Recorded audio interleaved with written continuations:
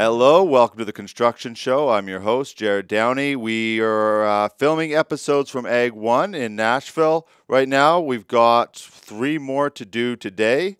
And special guests because they've been on the show from different locations, different events, covering different topics. Fenner Dunlop is on the show. Fenner Dunlop Americas Vice President Jay Carawan. Jay, did I say your last name right? You did, Jay Carawan. Perfect. And then Mario Rodriguez, who is the National Account Manager at Fenner Dunlop Americas. Gentlemen, welcome to the show. Thank you for having us. Thank you for having us. How's Ag 1? Great. We've had a lot of activity in the booth. I thought the show has gone over well. This is day 2 of a 3-day show, and we're looking to have a lot of our customers stop by the booth again today. Just a quick setup of the show. There's the asphalt show going at the same time. Is it in the same building? It sure is. Yep. So it's like a shared world floor. of asphalt. Right. Yeah. And so are you kind of attending? You're attending both then, really? Right? Yeah. For anybody who doesn't know, now Fenner's been on the show, several times with us over the years. But for anybody who doesn't know, maybe Jay, we'll start with you. Can you just give us sort of a high-level introduction to Fenner? So Fenner is we are a North American manufacturer of conveyor belting. We manufacture our fabric in Livonia, Georgia. From there, we move on to our 3 rubber plants, one being in Port Clinton, Ohio. The second plant is in Toledo, Ohio, and our 3rd location is in Bracebridge, Ontario. Yeah, we're going to actually get into a little bit of that here, and then just quickly, both your roles with the what areas do you cover? What's your day-to-day focus? Mario, maybe go to you, and then over to Jay. Absolutely. So again, my name is Mario Rodriguez. I am the National Account Manager for Fenner Dunlop. And my day-to-day is to take care of our national account customers, which I believe we'll talk a little bit in a minute. So I supervise that they're taken care of, and I also do some scouting and look at prospects so that we can bring on our national account program. And Jay, what's your day-to-day? So I manage Mario's business in the national accounts. I also do business development, as well as I manage our channel distribution partners throughout the country. I wanted to talk, so the national account advantages, that's what we're sort of going to be looking at today. Now, I wanted to get a clarification, though, because, we've had Fenner on, and I wanted to just understand this. The national accounts, are there a couple different ways people buy? Like, do you have a distributor network and then national accounts? I was just trying to understand the setup last night as I was reading through the information. Yeah, so our go-to-market strategy is working through our channel distribution partners. That's who houses all of our inventory out in the field. They also perform service work for our installed base customers. So our go-to-market strategy is through our distribution network. So then, when you say a national account, what does that mean then for the client? That's a great question. So if you're a large end user and you have facilities throughout the country, Fenner Dunlop goes and introduces the National Account Program, which is a direct way of communication and negotiation for prices and uniformity, so that you have a uniform, customized list price for your most common belts.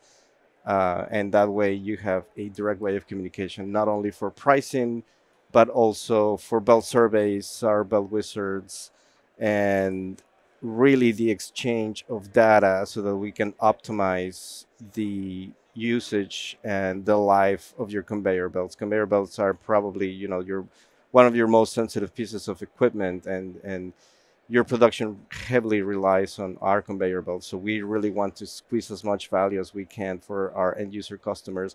And obviously, this is a way to enhance communication between our distributors and our end users. Sort of like if you bought a car and you have a direct way of communication directly with the manufacturer. Obviously, heavily relying, like Jay said, on our distributors, but also a direct way of communication with Fenner Dunlop, the manufacturer. So it provides consistency across the a network geographically, and also provides continuity to where all of our distributors are pricing a national contract customer in the same fashion. So there's consistency for the national customer. Let's talk about our Heavy Industry World Tour, brought to you by Savannah Equipment, supplying mining equipment worldwide. We are heading to events across North America and Australia and filming episodes on location. Email us at info@crownsman.com to be part of Crownsman's Heavy Industry World Tour. ZeroNox is leading the electrification of off-highway commercial and industrial vehicles. They provide a platform for clean energy technology to get to market through powertrain solutions, development partnerships, and electrification kit solutions for conversions. Reduce carbon emissions without diminishing vehicle performance or being restricted by high costs. Partner with ZeroNox, like many of the world's leading OEMs, as they solve challenges across multiple continents with their cleaner and higher performing technology. ZeroNox solutions are designed and engineered in America with offices in Porterville, California. Learn more at zeronox.com. Did you know cementitious binders can be responsible for up to 70% of the total GHG footprint of mine backfilling processes? Now you can replace up to 50% of the binder in your mine backfill operations with Graybond, Graymont's new low-carbon cementitious binder. This lime-based alternative binder maintains a 40 to 70% lower GHG footprint compared to typical cement and can adapt to varying mine conditions without compromising performance. Learn more about Graybond at graybond.com. Join us in the depths of the mining world, where global leaders and industry giants converge to shape the future of mining. From groundbreaking technologies, advanced machinery, revolutionary safety measures, to sustainable initiatives. This is the voice of mining. This is Mining Now. Showcase your company to millions worldwide. Book your episode now. Visit crownsman.com. It must provide a huge educational aspect as well, because like you were mentioning, we're going to get into it, like the belt wizards, and that we'll actually bring up some screens of it later on here. But that, if they've got multiple locations, they're actually speaking to each other, learning if there's an issue over here, that might relate to something on the other side of the country, right? That's correct. Our goal is to have the right belt in the right application. And you're going to hear me say this a lot, but we really want to get the most value out of our end users. And a way to do that is to assess all of these conveyors with the most sensitive applications so that we can put the right belt in the right application, therefore last longer. And in the midterm, long term, you end up saving a lot of capital. Do you have that sort of, is that charted out? Are you able to break that down, the value people are actually going to see over time? That's a great question, and we do. You know, our goal in national accounts is really for our end user customer to spend less money with us over the term of the contract. Our goal is to drive value, drive extended life of their conveyors to where they see their annual belt spend drop year over year. And we have examples that we can show on the screen where we have proven that over a 5-year period, even through inflationary times, we've still been able to demonstrate reduced belt spend over the life of the contract for certain customers. And that's more because of belt. What would be the factors going into that, like belt maintenance, or is there a main driver? For beginners, putting the right belt on the system to begin with to make sure that you're reaching that maximum value that you've come to expect from Fenner Dunlop. We understand conveyors change. They were built around, let's say, 500 tons per hour, but today they're running 700 to 1,000 tons per hour. All that's got to be taken into consideration. So we like to be able to put the belt that's right for the system today, not what was right for it 10 years ago. How often are you seeing the wrong belt? Even coming out of, like, would you even see a wrong belt coming out of off like an OEM? Does that happen for the application? Sure. Absolutely. Yep. Absolutely. Yep. So how does that process then take place? So I guess let's talk about the onboarding of it. If I'm a new client, I come in and I've got let's say 30 plants or 10 plants across the country. And I come in through the dealer network. Now it's they find out that they've got 10 plants all across the country, so then they contact you, and then Fenner steps in? Like, how does it actually set up? How is it onboarded? So, like you said, you bring your 30 plants, and we would be surveying those plants. We would be surveying the most common belts that you have and assessing those conveyors and seeing which belts, you know, what are your most common belts. We would make a list, and we would also assess the most of the all of the conveyors actually that you have, and we would make a list of the widths and the turnovers that you have, and we would design a price list for you. uh, and obviously this will have a direct impact on your spending. You would have a uniform process throughout your 30 plants. We would try to make a list that matches as much as we can, but also we understand that every conveyor is different. So we would go out there and assess each one of them to make sure that, like Jay said, some conveyors change capacities, so we would probably assess a different compound for one conveyor, even though they're similar in one plant, but in a different one they're doing a different tonnage, so we would probably assess a different compound. So it's really more about surveying and making a customized list for your needs. And you're leveraging your network off to do it. Like, I'm looking here, I saw a slide, and like your network, I mean, it's massive across Canada, U.S., down Correct. to Mexico. So when you're saying survey, that's utilizing the network. Right. Right.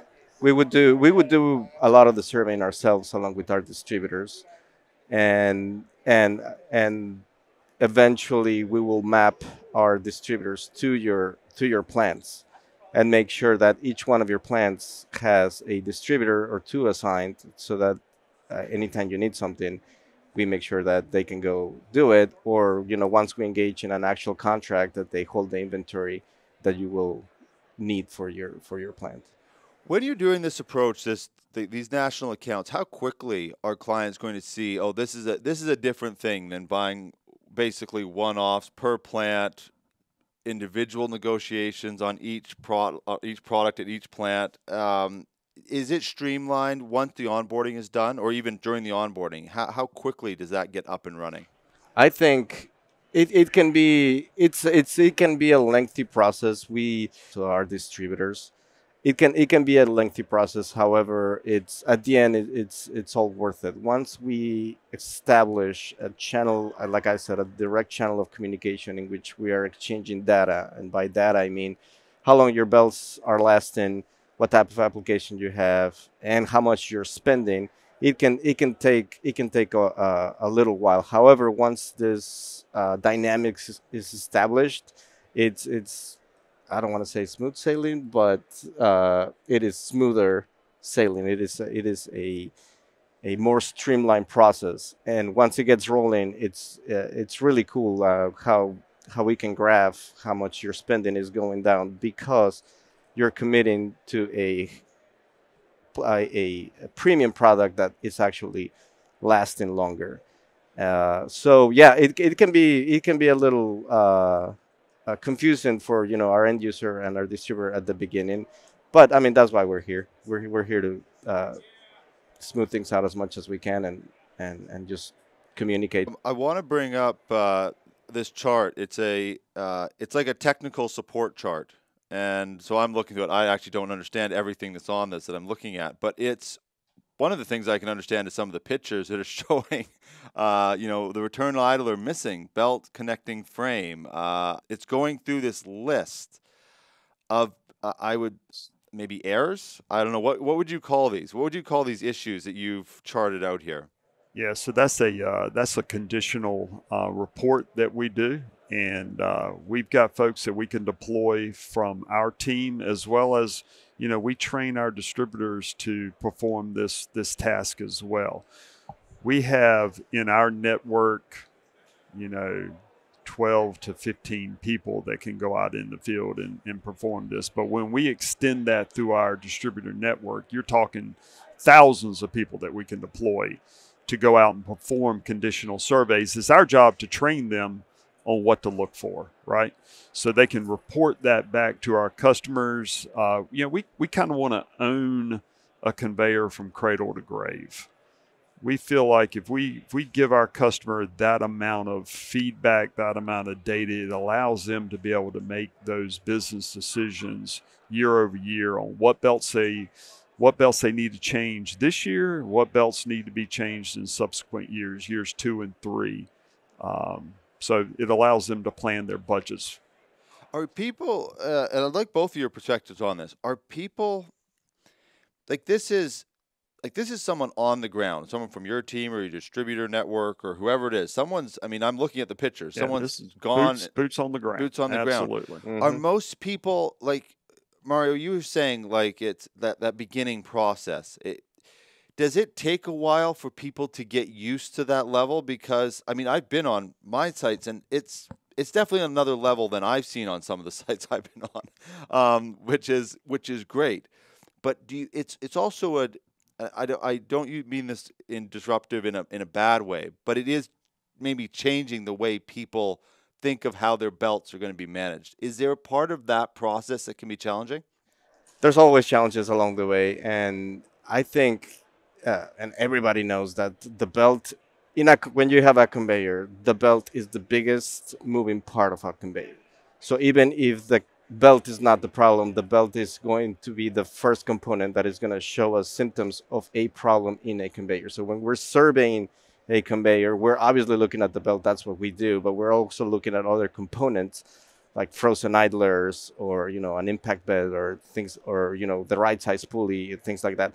So once we're able to assess not only the state of the conveyor belt, but the conveyor itself, it gives a bigger picture to our customers and say, hey, you know what? Maybe the problem's not the belt. Maybe the problem is it's an idler, or, my pulley is not a liner. There's, literally hundreds of variables that could be affecting the conveyor. And again, the conveyor belt is going to be the object that's going to show us symptoms. It's the first thing that's going to show us symptoms of a area of improvement in a conveyor. So, yeah, go ahead. I just said we just had someone on yesterday that had they have a heated head pulley. Yeah.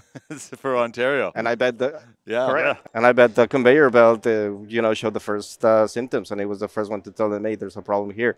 So, I like Jay said, our people and our distributors are equipped with those eyes to say, hey, we're looking at this problem.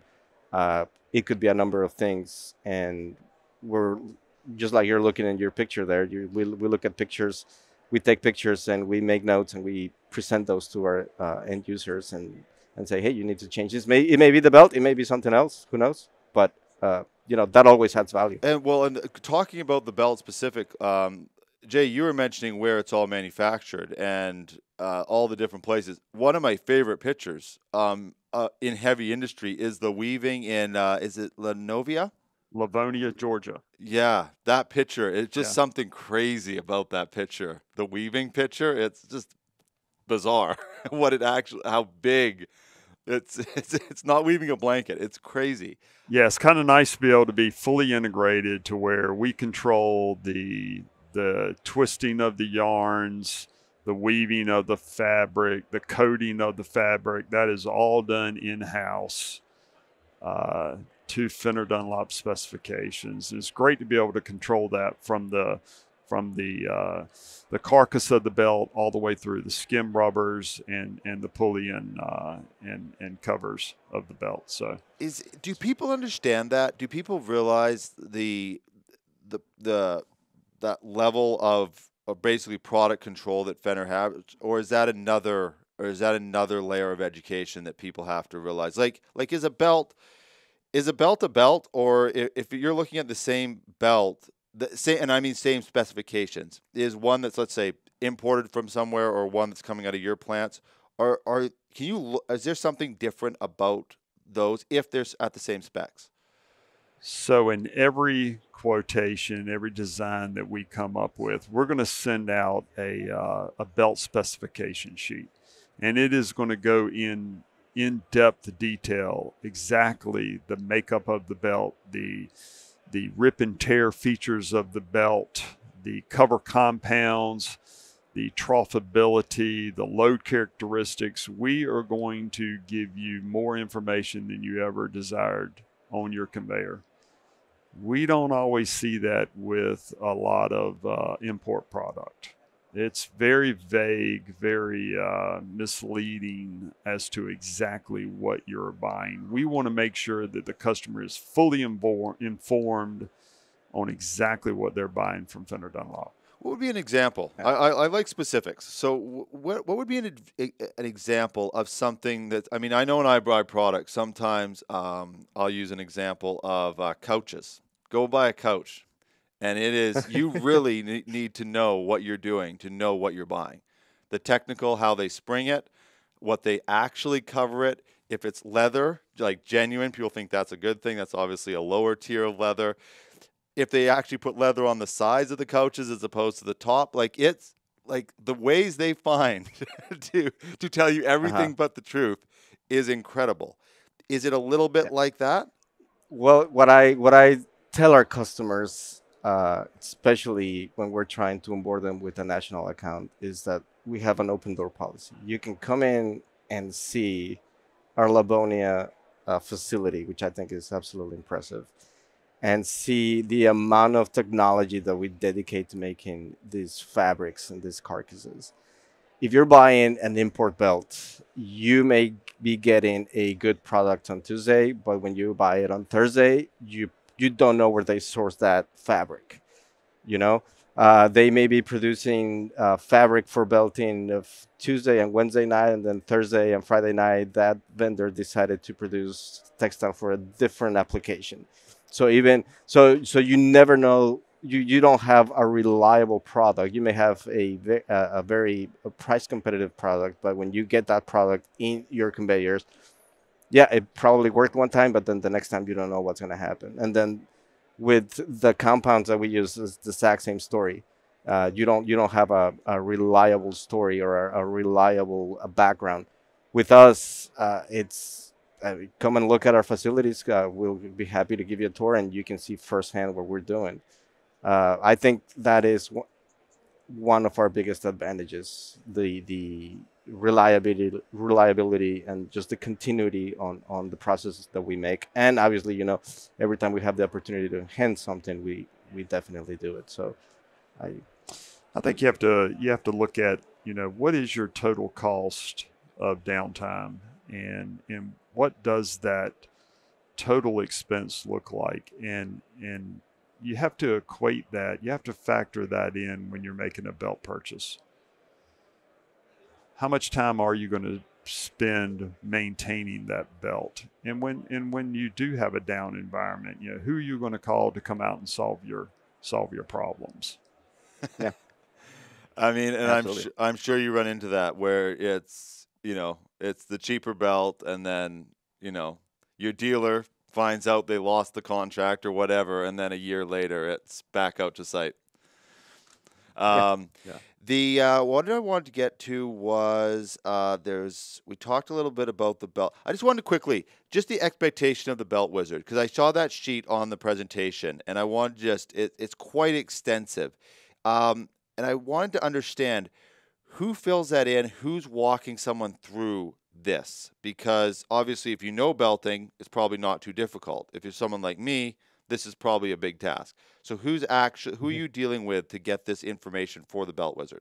So we train our distributors to go out and, you know, obviously we have account reps all throughout the country, but that's also a fillable form to where we can send it out to our distributors. They can walk the conveyor, get all of the pertinent information that we're looking for: horsepower, speeds, torques, feet per minute, tons per hour, all of the pertinent information that we need to run through our Belt Wizard Belt Analyst program, which is going to spit out all of the PIW requirements for the conveyor belt. So we can fine tune exactly what that carcass needs to be that we build the compounds on top of. You got clients walking by. It's probably killing both of you. I'm sorry. It's good. It's good that we got clients walking by. Yeah, oh, yeah. That's true. That's a fair point. Just before I let you go, I wanted to ask you about monitoring systems, though, because obviously someone's not always out there to take a picture and inspect it. What does Fenner have? We've touched on it, but I'll let you both of you touch on it as well. Is the some of the monitor? I think you've got the BIRDSi system. Is that right? So it's BIRDSi, and that's really what's going to separate us from our competitors down the road. I mean, our customers are asking for that diagnostic feedback because we all can't be there 24/7. But we're developing the tools, the diagnostic equipment. Right now we can detect rip and tear, to where we can get that belt stopped as fast as we can possibly get it stopped before there's any more catastrophic failure. This year, we're going to be rolling out wear detection, to where we'll be able to determine and predict wear on a conveyor. I really feel like that's going to be a game changer for us towards the end of 2024. What are you already talking to clients about? I mean, that must. I mean, I'm kind of stating the obvious, but that must be a huge thing for clients, even just having the conversation, them knowing it's coming. Yeah, and they're asking for it. They're looking for that level of technology. Something that comes to mind is when you're gathering this data, making sure it's accurate. I guess even from clients, how important is that side of it? Making sure people are if they're overworking the conveyor or whatever it may be, overloading the feed, is that how important is it to get that information? That's a great question. I think it's probably one of the most important components of our national accounts program. Once we start exchanging, it's not so much about the volume, but the quality of data that comes in from our distributors and our end users, as far as belt spans, how many times they change a certain belt, turnover, etc. We are really able to plug in that data and show them the true value. If this data is not reliable, then there might be some misleading or some misunderstandings along the way, which can be fixed but can be avoided. So the communion that we're trying to arrange here is for everybody to share the as much data as possible. Like I said, it comes from many different directions, but that will ultimately help our end user realize the full potential of what we're trying to do for them. Do you find people get better at it though? As time goes on, they start to see, okay, I need to be. Once they at first sometimes they can be hesitant, understandably, obviously, but once they start seeing, you're right. This belt used to last 6 months, and now it's lasting a year and a half. And the price value, it gives me more value for that certain conveyor. Oh, okay, that's good. Let's move on to the next one, and then so on, and then starts snowballing, and it just rolls. Yeah, some of the data that we kind of miss is exactly when a conveyor belt was installed. Did it have any maintenance done to it over its life, and when did it hit its full realization? And if we could control all of that, that'd be great. We don't always get that information fed back to us. Correct. Just before I let you go, I want to touch on a couple. The sustainability side, we should touch on that. Where is Fenner at with that approach? Do you have specific products, or is it throughout the products? Obviously, sustainability is a big thing. I'm sure clients are asking you about it. So what's your answer to it? This is front of mind of a lot of our end user customers. And, one variable is just your belts lasting longer. If you extend the life of your conveyors, you're putting less product into landfills from a longer lasting product. In addition to that, our belts are also 30% lighter. We're using less materials in our belt. On our X Series brand, so our UsFlex, our Nova X, and our Ultra X, most of that is a single weave carcass, a single member carcass, so you can kind of start to see a picture of less materials, stronger belt, less overall weight, less horsepower, amps of a motor required to move that belt from point A to point B. So everything kind of calculates up to a lower carbon footprint than some of your older style traditional plied belts. That's what we really showcase in our X Series belt line. And I think we featured that on the show before, and then you're talking about lower maintenance costs, which is lower machines running, lower safety, less people with hands on the machines and all that sort of stuff. It all trickles down into that. Just to sort of sum it up, value the national accounts. It's sort of coming from a few different directions. So can you just sort of kind of sum it up of how people, I guess, should look at it? Anybody who's listening to this, what should they sort of have in their minds? What should their expectations be when they're starting this conversation?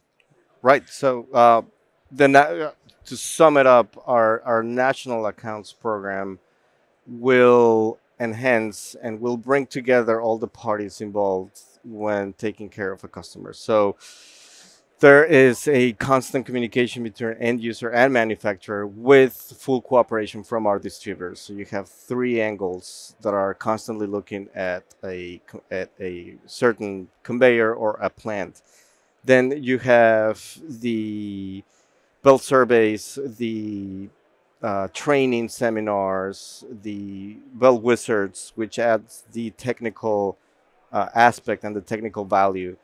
And then you have the exchange, like we talked about, the exchange of data between distributors and users and us, in which we put together and we construct a story in which we ultimately show our distributor and obviously our end user, hey, by combining all these components, look at how much money you're saving over time. Look how much productive your conveyors are over time. Let's keep it going. Let's keep bringing that amount down and that reliability up. So it's really a way to package all of these components into one program, so that you have uniformity throughout all of your facilities. It's really, really cool once it gets going. Yeah, it's a collaborative effort, Yeah. and kind of a three-pronged approach where you have the end user of your product. We have our distributor network and the manufacturer all working together in a collaborative effort to extend